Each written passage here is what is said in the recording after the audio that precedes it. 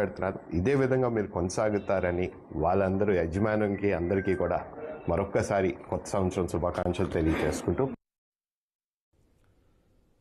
చిత్తూరు జిల్లా పలమనేరులో తిరుపతి గంగమ్మ ఆలయంలో పౌర్ణమి వేడుకలు వైభవంగా జరుగుతున్నాయి. గంటావూరు కాలనీలో అమ్మవారికి ప్రత్యేక పూజలు నిర్వహించారు. అర్ధనారీశ్వరి అవతారంలో అమ్మవారు భక్తులకు దర్శనమిస్తున్నారు. సంధ్యా సమయంలో అఖండ జ్యోతిని ఆలయ కమిటీ చైర్మన్ మురుగన్ వెలిగించారు. మారెమ్మ తల్లికి వైభవంగా ఉంజల సేవ నిర్వహించారు. తిరుపతి గంగమ్మ తల్లి దర్శనానికి చుట్టుపక్కల గ్రామాల నుంచి భక్తులు పోటెత్తారు. వారికి తీర్థప్రసాదాలు అందించారు. పౌర్ణమి సందర్భంగా ఈరోజు అమ్మవారికి జ్వాలాదీపం వెలిగించినాము. అట్లే అమ్మవారు గంగమ్మ అమ్మవారిని మనము రూపాలు మార్చినాము.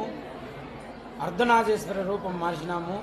అట్లే అమ్మవారిని గాయత్రి అమ్మవారిగా చేసిన మారియమ్మని, అట్లే ఊంజల్ సేవకి అమ్మవారిని ఊంజల్ సేవ చేయించినాము. ప్రతి ఒక్క పౌర్ణమికి ఈ విశేషము జరుగుతూ ఉంటుంది. నెల పౌర్ణమి ప్రతి ఒక్క పౌర్ణమికి ఊంజల సేవ జరుగుతుంది. ప్రతి ఒక్క పౌర్ణమికి జ్వాలాదీపం వెలిగిస్తాము.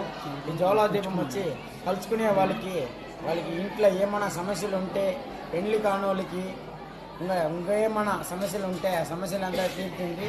అట్లే ఊంజల సేవ విశేషం ఏమంటే ప్రతి ఒక్క నెల ఊంజల సేవ జరుగుతుంది. అమ్మవారిని ఇక్కడ కూర్చోబెట్టి మాంగళ్య పూజను చేసి అమ్మవారిని కూర్చోబెడతాము. ఈ మాంగళ్య పూజను ఎందుకు చేస్తామంటే పెళ్లి కానోళ్ళకి పెళ్లి జరుగుతుంది, బిడ్డలు లేని వాళ్ళకి బిడ్డల అది కూడా ఇదవుతుంది. అందువల్ల అమ్మవారికి మాంగళ్య పూజను చేస్తాము.